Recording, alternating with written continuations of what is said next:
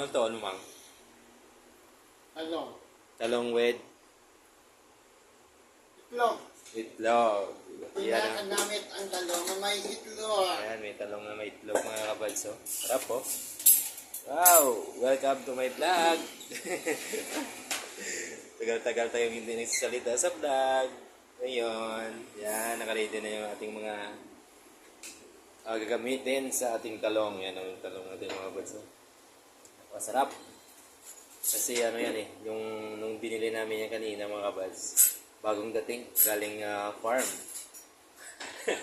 Ito yung ating cook, si Bea Gonzales. Yan. Galingan mga kabads. At sure na sure talaga na malambot yung talong para pag